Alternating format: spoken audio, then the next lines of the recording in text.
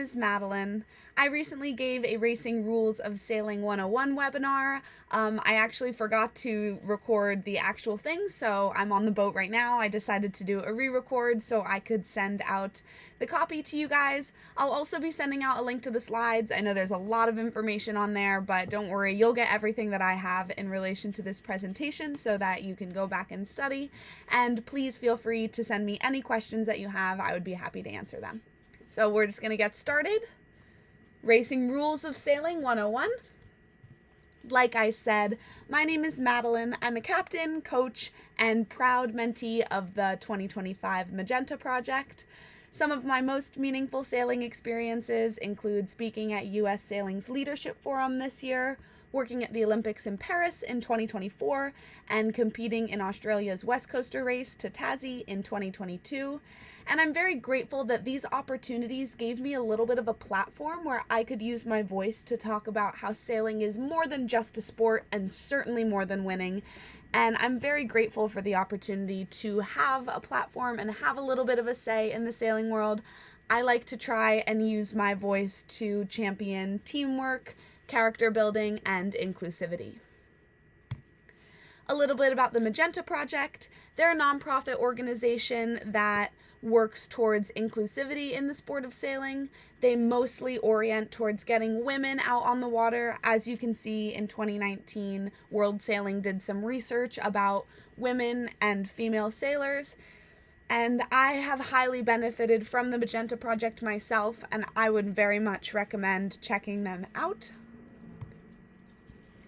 So you may or may not know, World Sailing and U.S. Sailing follow the same racing rules. So the racing rules that World Sailing put out every 4 years is adapted by U.S. Sailing, and what that means is that any regatta from your Little Opti Green Fleet or your Sabot Bronze all the way up to the Olympics, the Round the World race, the Vendée Globe, all are governed by the exact same rules.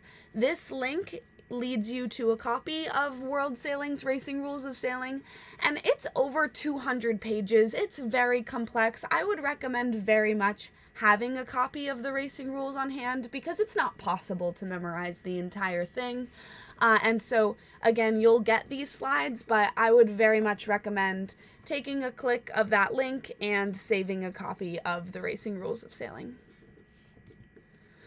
What we'll cover today are some key definitions, some common scenarios you'll see out on the race course, Coach Madeline's tips for winning, and then obviously, since it's just me here in the boat today, we won't do any Q&A, but like I said, please reach out with any questions that you have. All right, so for our definitions. Number 1 is clear ahead, clear astern, and overlap. So your boat is clear astern. I'm sure you've had a coach draw this on a whiteboard, but when there's a perpendicular line drawn off the stern of your boat, and when any part of another boat overlaps that perpendicular line, so that includes your spinnaker, that includes your bowsprit, that includes your pole, any part of your boat that crosses the line is considered overlapped with you. And so you can see here, the yellow boat is not overlapped. The yellow boat is not overlapped at all with this pink boat, so it is clear ahead. And this dark blue boat is not overlapped with this red boat, so it is clear astern. Now for these boats in the middle, even though the red boat is not overlapped with the pink boat, see how there's a gap between their perpendicular line? They are overlapped with light blue, and light blue is overlapped with pink. So all 3 of these boats are considered overlap. These are all overlapped boats right here. So anytime that you are overlapped, you are also overlapped with any boat your boat is overlapped with. If that makes sense, there's a demo right here, and we'll have lots more examples in the following slides. Windward and leeward. So it seems pretty obvious. The windward side of the boat is the side of the boat that the wind hits first. You can see that in this diagram. And the leeward side is the opposite side. That's the same when there's 2 boats. It always refers to 2 boats on the same tack. The windward boat here is the boat that the wind is hitting first, and the leeward boat is to the lee of her. The only time that these definitions get confusing is in a situation like this. Remember that boats can sail over 90 degrees away from the wind without jibing. In this situation, if there were no sails drawn onto these boats, I would guess that the sails are on the other side. And I would also guess in real life that both of these boats will jibe in any minute. But until they do execute a jibe, the windward side of the boat is the side that the mainsail is not on. So even though it looks like the wind might be hitting this side of the boat first, the mainsail has not jibed. She's still there. As soon as the jibe is executed, this will become the windward boat and this will become the leeward boat. But until that moment, remember that the leeward side of the boat is the side on which her mainsail lies. Keep clear. So the key point to keeping clear is that it's possible to fail without causing contact. So it says right here, if the right-of-way boat can change course in both directions without immediately making contact. Remember, there's a pivot point in the center of the boat. So it's usually where the middle of the keel is, the centerboard or the daggerboard, depending on the weight distribution of the boat. But anytime you move the rudder, the boat pivots around that center point. And so that means that the stern and the bow will do some swinging, and you can see that here. So this is your boat. This is how the boat moves if you change course. So if another boat is sitting here and the right-of-way boat cannot change course without immediately making contact, i.e. they turn their rudder and that bow or stern swing causes contact, that means that the other boat failed to keep clear. Proper course. Proper course is said over 30 times in the racing rules of sailing definition, and it's in over 8 rules. So it's a pretty big deal. It's said a lot, and it's the course a boat would take to sail the course without anyone else on the water. So the course a boat would choose to sail as quickly as possible in the absence of other boats. That is her proper course. And there is no proper course before her starting signal. All right, now the room definition is a little bit confusing. It's the space a boat needs in the existing conditions, including space to comply with her obligations under the rules of Part 2 and Part 31. So what does that mean? Part 2 refers to rules 10 through 23 in the Racing Rules of Sailing book, which all talks about when boats meet. So port, starboard, windward, leeward, overtaking, any time that references two boats meeting is all in Part 2. And so room in reference to Part 2 usually means room to keep clear. So we talked about keeping clear, giving a right-of-way boat the ability to sail her course. So room to keep clear is one time you say room, and then the second time, Rule 31 states, while racing, the boat shall not touch a mark, and so that refers to room at the mark. And room is important because it is not just where the boat is now, but where it will be in the future when the boat continues to sail her proper course, and we'll talk more about that as we go. Now the zone. The zone is certainly a buzzword, and why it's important is because rule number 18, mark room, turns on when the first vessel enters the zone. And remember, we talked about how if one vessel is overlapped with a boat that overlaps other boats, all of those boats are now considered overlap. So all of those boats have entered the zone when the first boat enters the zone, which is why it's such an important rule, or why it's such an important term. So it's 3 hull lengths away from the mark. You can see I've demonstrated here. And a boat is in the zone when any part of her hull is in the zone. So again, that includes your pole, that includes your bowsprit. When your boat has entered the zone, you are in the zone. And a lot of people ask me, how to tell when a boat is in the zone? Like, how do I tell when I'm exactly 3 hull lengths away? And the answer to that is just time and experience. Time out on the water and experience making that judgment call. So your coaches, or if you sail and you get coached, then there's a lot of drills you can do for how to practice knowing when you're in the zone. And if not, you can set up those drills on your own. Just taking turns having your bow person call when they think they're 3 hull lengths away from an obstruction in the water.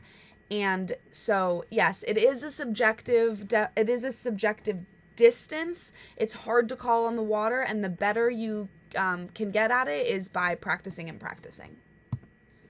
All right, so let's get into some common scenarios.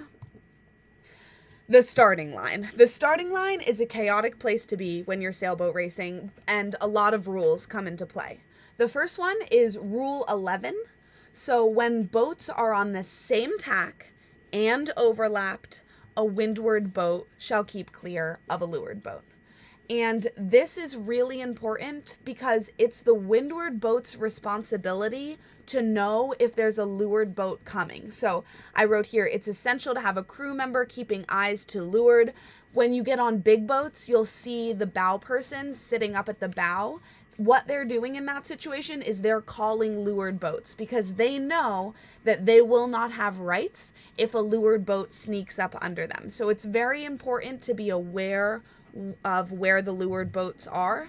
And again, any part of your boat counts as a part of your boat. So here I wrote, if the windward boat eases their main and the boom hits the leeward boat, they are failing to keep clear.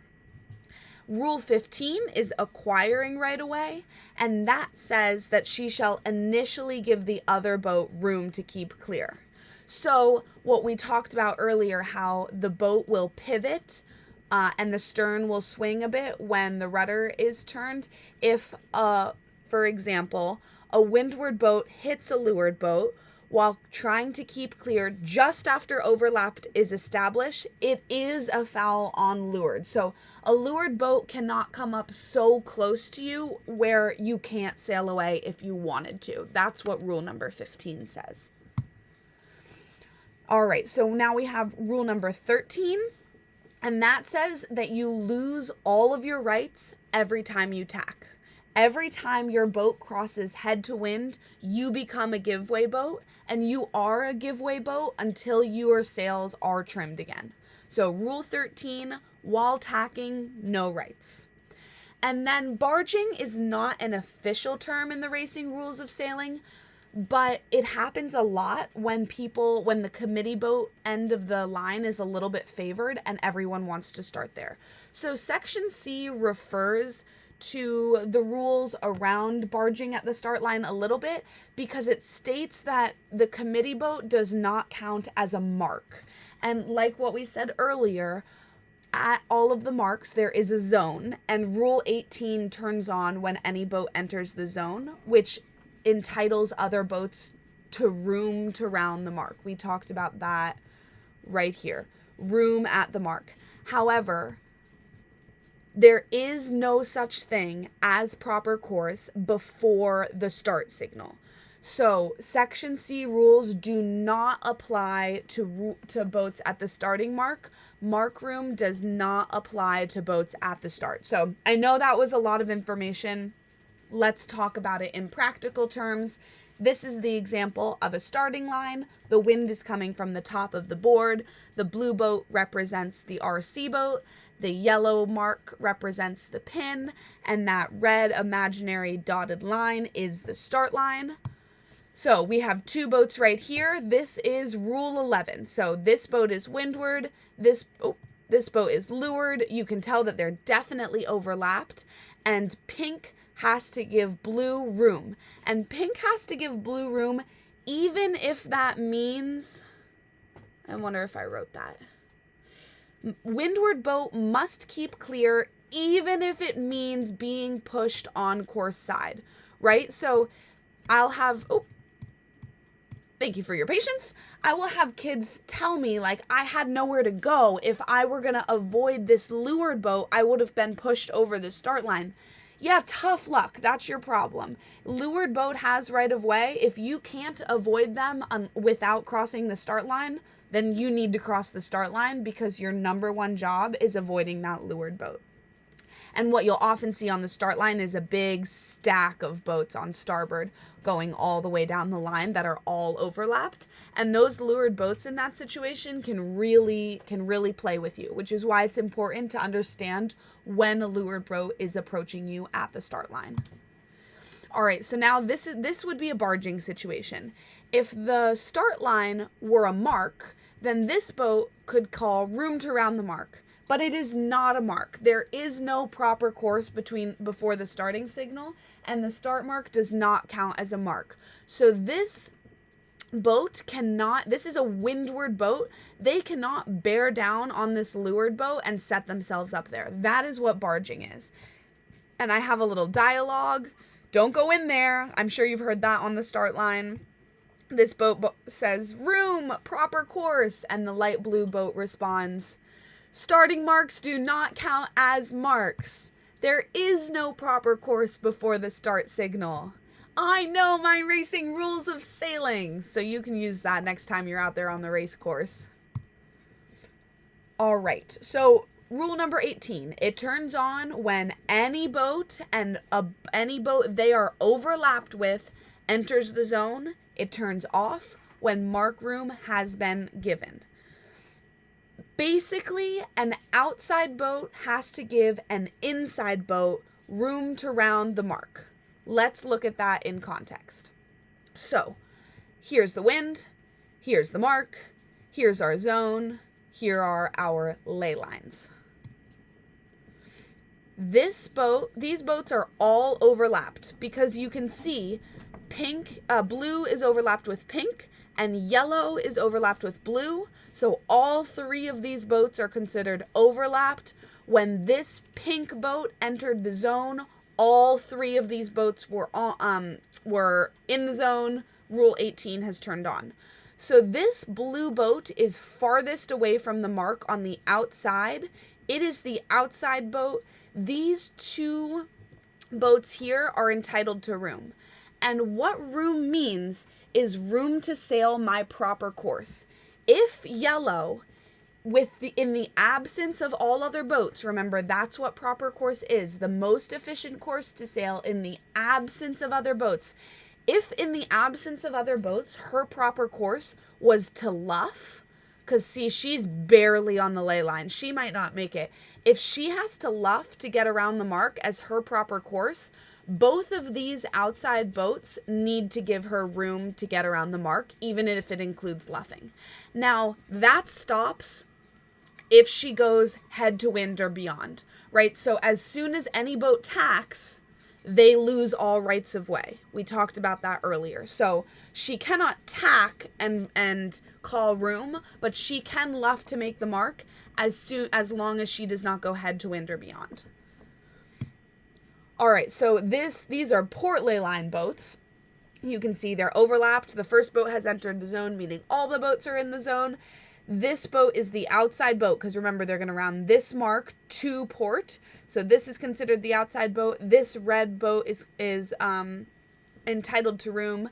However, Rule 18 only discusses outside boats giving inside boats room to round the mark. It does not give precedence over port and starboard. So for example, this red boat, as these two situations approach each other, this red boat cannot call room to round and cause the blue boat to interfere with the course of the starboard boats. They are still on port. These boats are still on port. They still need to give starboard boats room to round, right? So all room is saying is that you in particular, you that I am overlapped with, must give me exactly enough space to get around the mark, period. That's all room is, exactly enough space to sail my proper course, which is the course I would sail in the absence of all other boats. So you can see right here, port boats are not entitled to room over starboard boats, and when approaching starboard boats, the leeward boat gets to choose which way to pass. even though they owe the inside boat room. And I know it feels very confusing, but all that's saying is, so the wind is hitting this red boat first. This red boat is the windward boat, and this dark blue boat is the leeward boat. As they get closer together, there he is. As they get closer together, the leeward boat can decide if they want to duck this fleet or tack in this fleet. Because they are windward, these starboard boats are considered an obstruction. They get to decide which way they wish to pass the starboard boats. However, if they want to try and tack in here, they still owe red room to round. And when I'm teaching my kids, I recommend never attempting to tack in this space.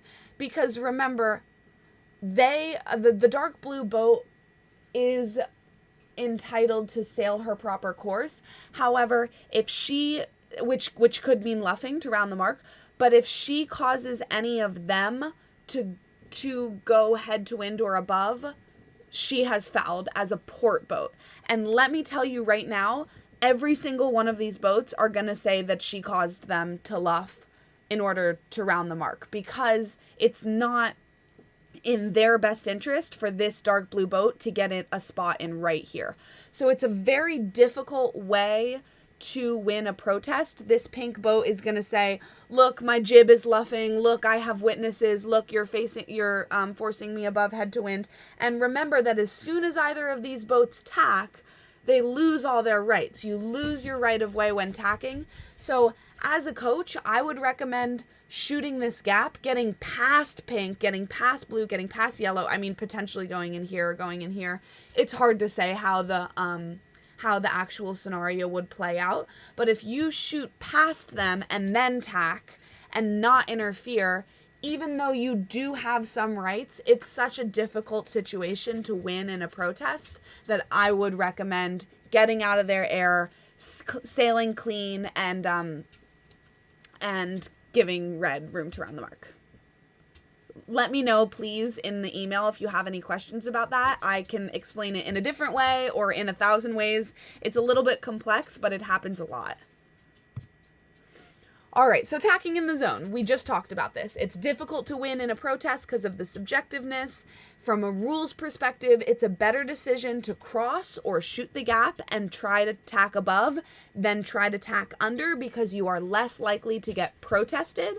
And it is legal as long as no one has to go above close hauled to avoid. And like I said, the people you are tacking under are probably going to claim, whether it's true or not, that they had to go above close hauled to avoid you. All right, so the leeward mark. The leeward mark has the same rules as the windward mark. Rule 18 turns on as soon as the first boat enters the zone, and you are entitled room to finish. So even though the starting marks don't count as marks of the race, the finish marks do.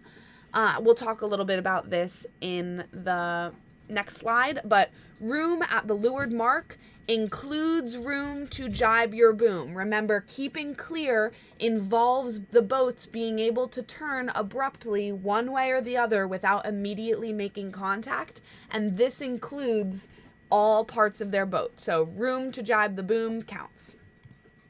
All right, so as you can see, we have a bunch of boats. I would say red, in my opinion, red is not overlapped in this moment. And you can see when we talked about Rule 18 the first time, if there is a reasonable doubt that a boat obtained or broke an overlap in time, it shall be presumed that she did not, is Rule 18.2e. So I'm guessing that this boat is not overlapped, and it would be assumed that she is not. And then we have another boat who has just entered the zone. And as you can see by her angle of approach, basically the entire fleet is currently overlapped with her. So you can see that her stern angle includes all three of these boats easily. And so it's important to realize as you're approaching the zone at a downwind mark, what your approach angle looks like. So for example, if she had turned a little bit farther down she would no longer have to give room to the rest of the fleet.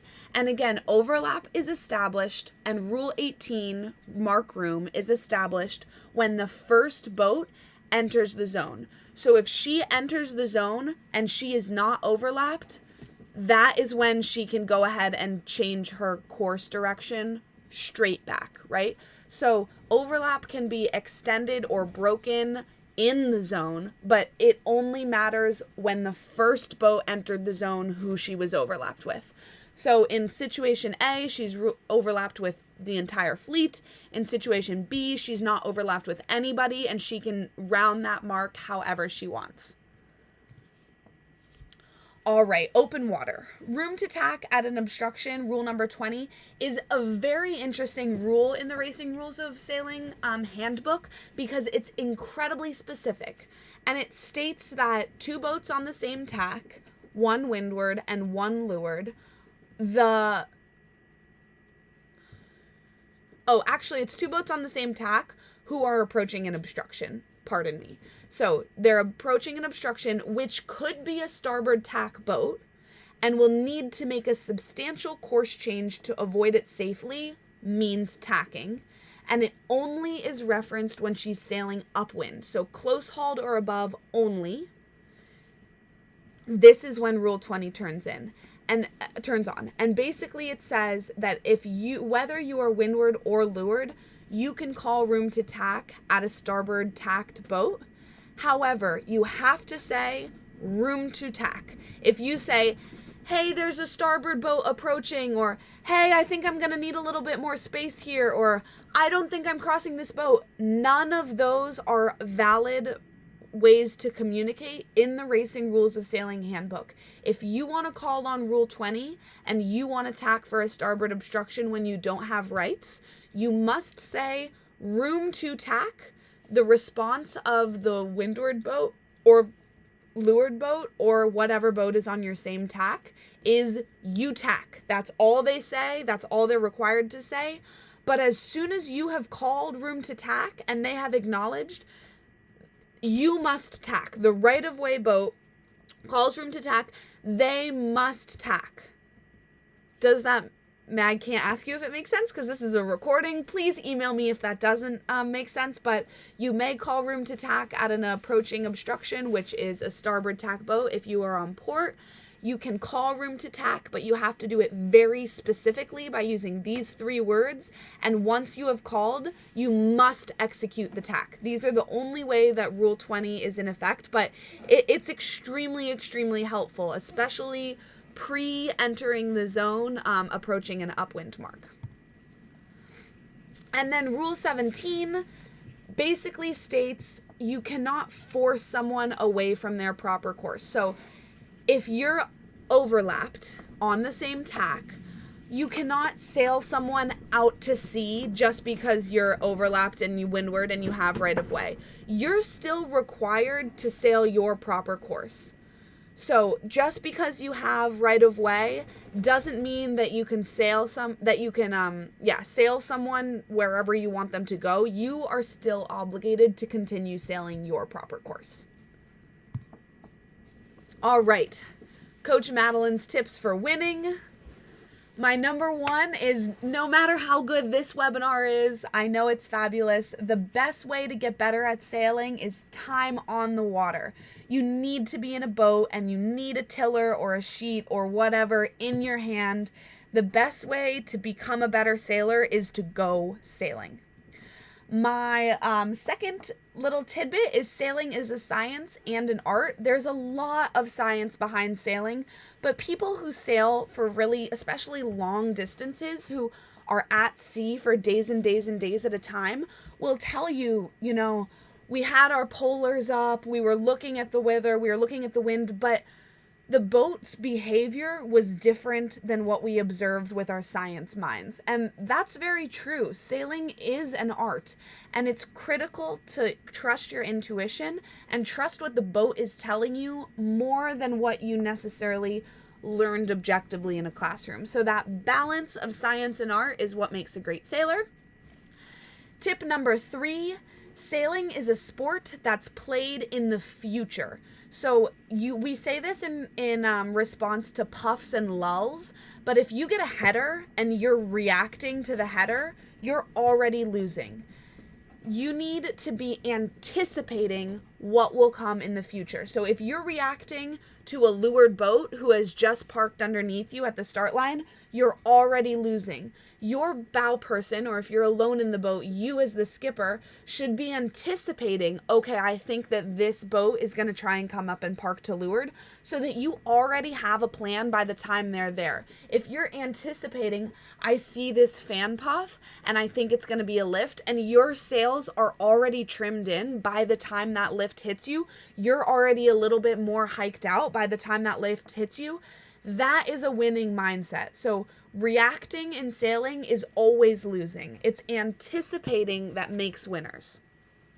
And my last little piece of advice is winning is not a goal. So the people who win big regattas go out there and they say, we're going to sail VMG as much as possible throughout the race, or we're going to sail a clean race with no fouls, or they're going to say we're going to have the best sets and douses that we know how to do as a team, or we're going to have the cleanest mark roundings, as we're going to be the first boat off the line.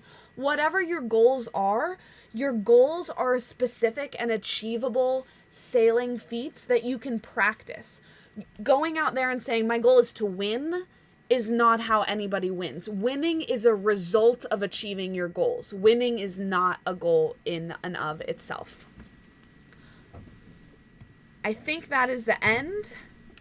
Yeah. Like I said, I will definitely send out those slides to you. I know that's a lot of information. I would love to answer your questions, love to do any of those demonstrations I did again. It's a little harder when we're not interacting like we were on the real webinar, so please, please, please reach out. Thank you so much for watching. Thank you so much for listening, and happy sailing.